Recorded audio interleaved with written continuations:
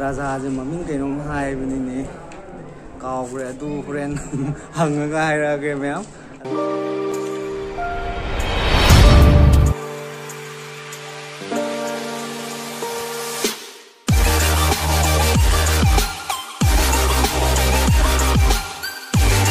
Hello guys, welcome back. Ma'am, ngasidi akoy kinone Sunday ju oire ading ngasai dai ju pothare tumme aba tumme.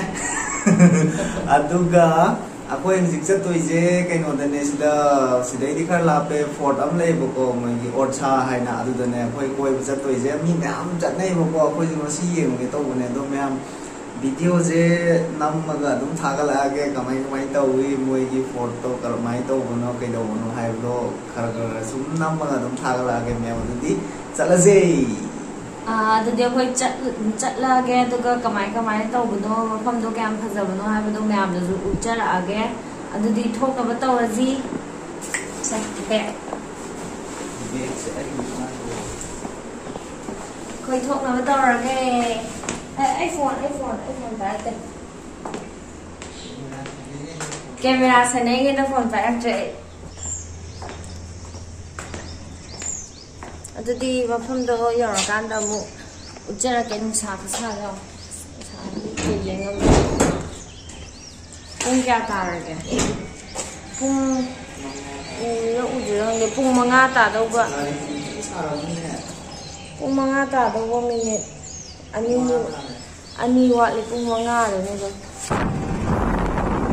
Way to orcha nè. Akoy di bike na chali nè. Nang saan ko ba na sa akin eh. Không chỉ kasi sa với con.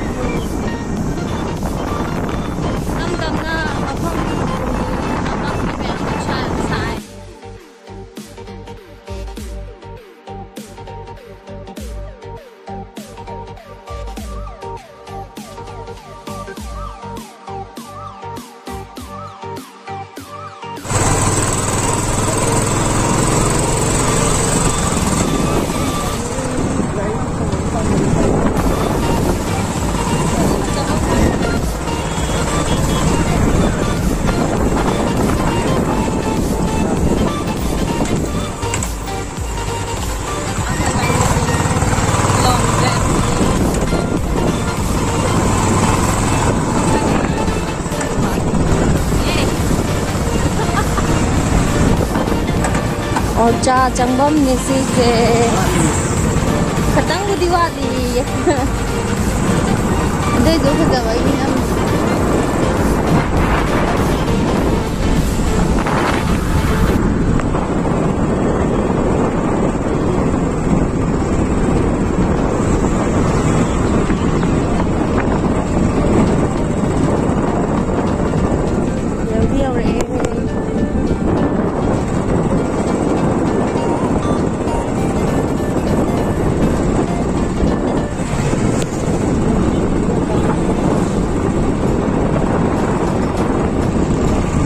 Sangbam daw ay nanamal ito.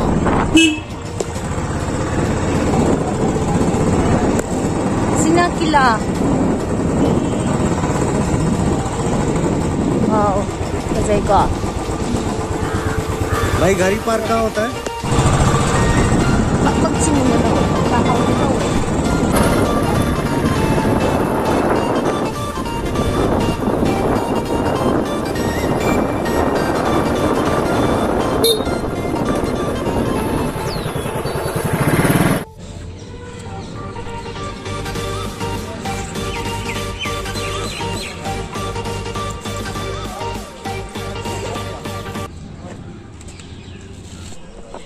Finally guys, quay dầu rồi, cái nó dầu rồi, xí đi, quay đi xí cái nó gì, dạng hoang này lâu quá mình không được, mà thắt út cái đầu nè, nè xí này đấy, đi chăng cái gì lẩu, xôm dưới là washroom side này. Today car hold doing it, I'm camera just one for. See later.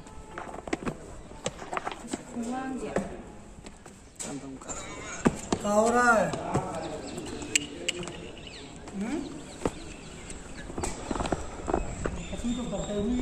Some the seven. You, go father, ma'am.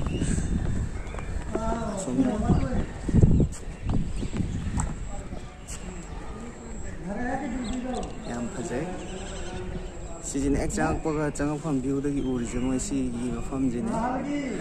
She knows my lady.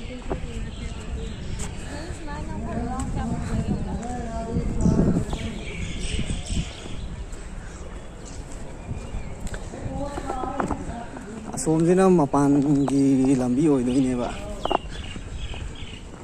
Hinge.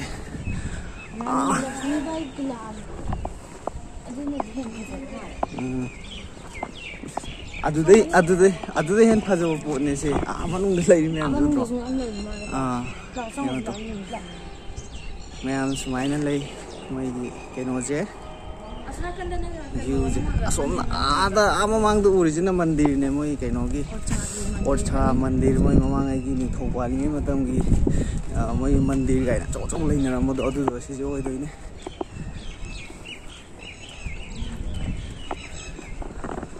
Mata cars low. Huh? As they sang this. She and they know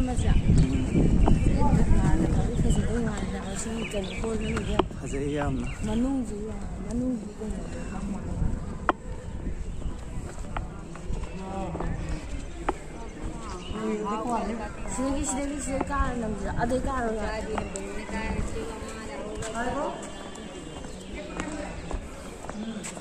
My Hazard, Hazard. Look up for the knee. That lawyer ran up with the video on there.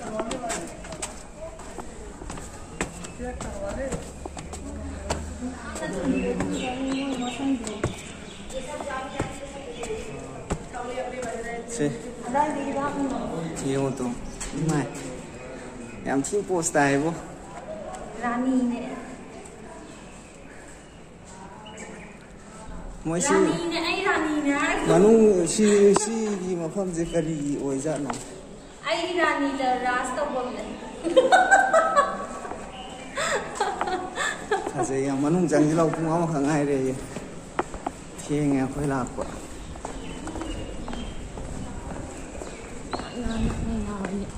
cái gì một lệ bây giờ mình chia lại gì đi ya một là vậy Bikari male na. Male sih क्या? Male am. Babu, mama. चलो हम तो चलो थिएंगे. Ay, numitarani ni kali susah tri babu. Sikai ni jano. Cái này. Kam này. Mila pham này. Cái này kì kìa.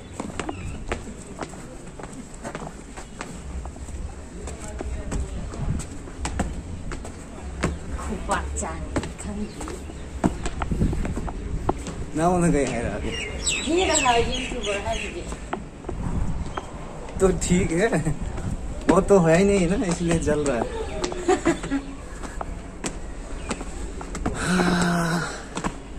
भाई साहब कहाँ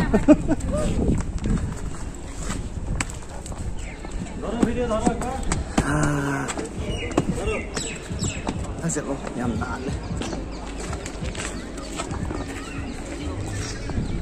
हम ठीक है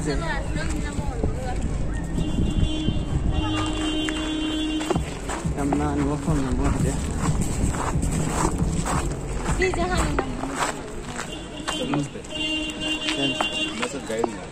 अच्छा कोई बात नहीं गाइड नहीं गाइड तो हंजी रो मफम जे ताक कोई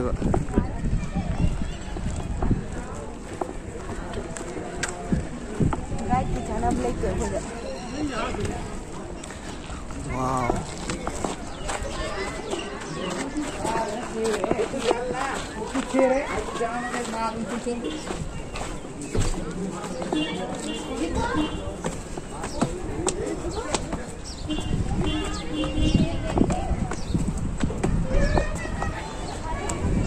entrance ne.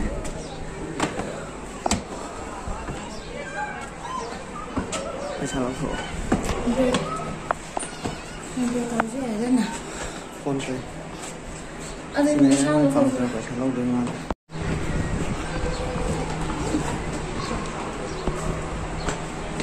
Moi si mahal ja ni su ye sina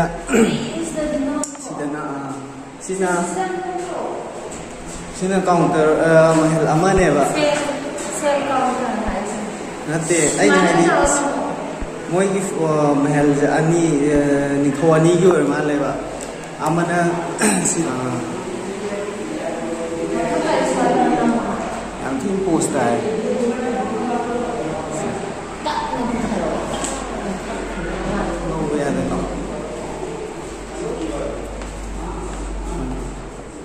Sisi moi cái đó cái đi xoay quay rồi mình không ham Montulika Montulika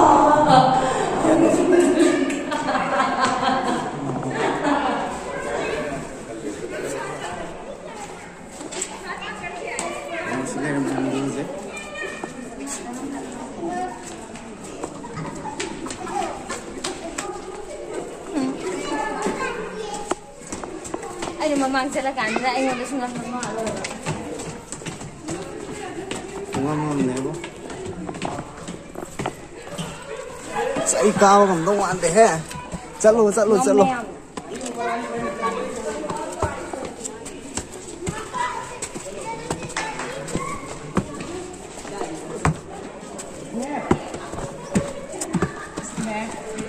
Thật chi tại city. Không đàn chặt luôn. Không đàn chặt xe. Nang gusto nga ako.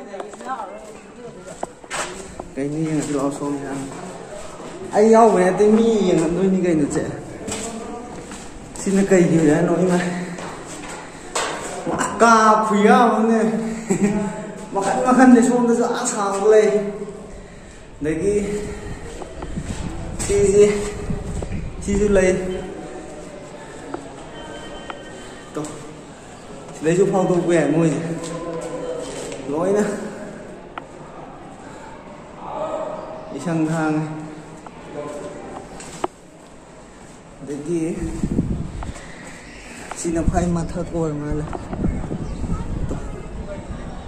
khoai mà thật thì xí gì mà thật từ giống này tọa xóm đó mà hẹn lắm này giờ xí cái mà hẹn giờ xóm đó này giờ xí gì na cái nồi này vậy à tổ pa ra cái này vậy mà chỉ mà nào cái rồi mà là mà na xí đó anh lấy một con gì đó mahal ani ne ba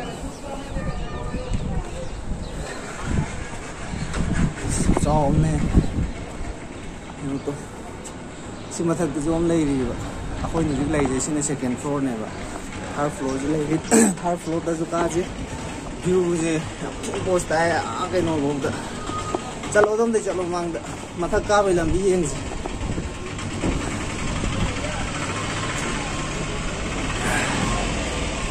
Aku lagi second floor nih, Pak. Thar kabung dok rai di ini. Ah. Sama masa terjadi dia main tabi.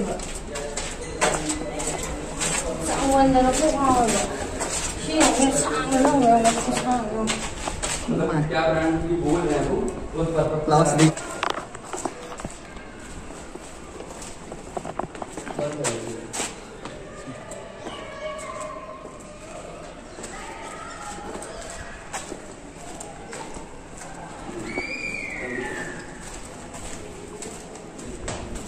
Cái gì xin là một cùng không là cùng nó cũng làm gì rồi mà cùng gì ạ? Ê cùng không? Mà thì cùng đây như vậy không cái nó to cũng được. Chỉ thấy cái mặt thắt ca nào mà làm gì này thì sao?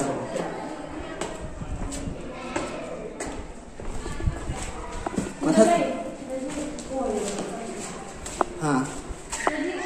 Slay.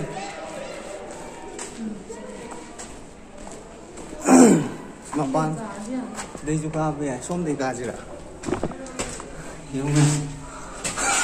Bà ngày đi làm gì ngoài không ngon gì ai cũng ngầm cái đó không kịp cũng ngầm cái đó cả rồi chứ đó lão này là cứ để chân nhau ngoan nghe start rồi Ang lang na ay bukaw ng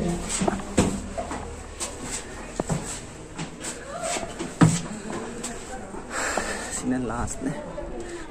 Aseo, aside to be.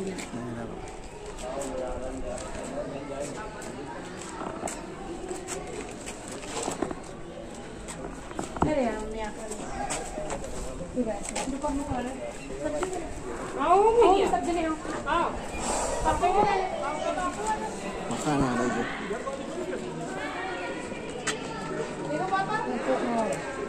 Yang dah kan? Nah, le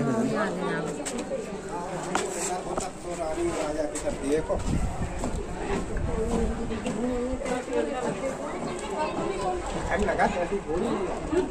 Didi full lang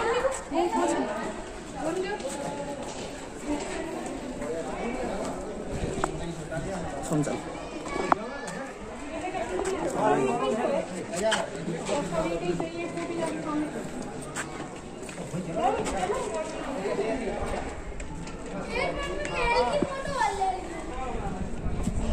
आधा ले होगा आगे कहीं nosy जो उधर ही नहीं यार jadi memang aku juga orang quite top floor dan ini lagi je third floor home lagi bako adu magi sih aku ni lagi je kayak none mahal ama ne mahal topa ma asam nakan de lagi raja mahal hai ras ani ne mahal ani ne ba cap mana sih ga asam gitu juga cap mana sih ne raja ama asam gitu juga raja ama gini ba ado sih di yang ado ama je nang dau di mandre kayak nadi tiga yang close tau macam ama ketengai le aduna aku kita tiga yang mau laku aduna sai không gì kiểu này không sai không gì pung ai ngan gì có mà kayak mana kamera kapal itu pung teruk ke minit trahum doi chat lah bani ba nungsa khusa je yang tiga sai memang as mobile je overheat oi duna mau switch off tau orang hang nama ini phone je yang tim fase yang maning kayak no je background guys je ada nama kisi kayak no sabu mong guys je yang postan sabu ane dah siap kau je kai mathak tu ni apa kau ni lagi je kai mathak tu lagi je kayak no ni macam je asalnya second floor na isle oi doi ba aduga asam akan influence na asam doi oi bine ba kau jangan kau jadi ke aduga kayak none sigi raja aja maming kayak nong hai bini ni kau ber adu friend hangaga hai raga memang adu si mathaki sigi floor jina mathaki step lo area adu di makha da mukum magi kayak lay adu yang aja mo omne memang si makha kumbam ni Kungam je yang ngam mana sih je kumbang ngam drang ngam oi drang hang de nang pai là cũng rất là sini makha kayak no je si mathaki view je smile le me si sini makha le yang ngam ne tu ama yau bre chinh để cũng rất là có sắc mặt này hả vợ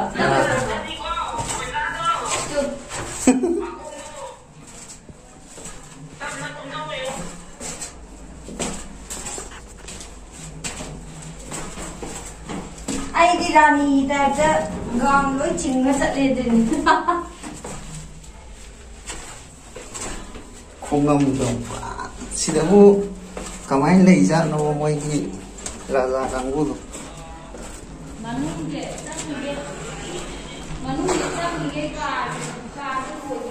sini second floor nih second floor के view हाँ वो बाप चले रहे मोई कहीं no है जे आधा उरी बखरा जैसे न काय की बमाले सोमदा उरी जे मोई की fencing की चाव ले बा काय का no complex compound yang ting चाव भाई तारे मोई की compound jam chao yo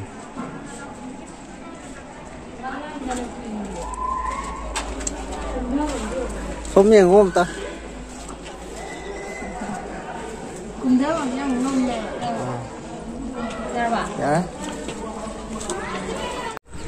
Hello guys akhoi huji khandore ma ji chongthale ado silere ma gi maning gi som maning som de lage background je akhoi ma pan thokle ba mahal ama dei thokle to ale ama di san nang roi ke shu ama di chat panang roi theng akhoi han ba ju matam theng e ba ko je khucha yam chao aduna silere si akoi bu du nam ne si ju oina ma ko la ga khoi sang mum da amaning de lai ji ne alo asdei horaga sum si akoi bes mai na ko ne ba si mandi mamme ko si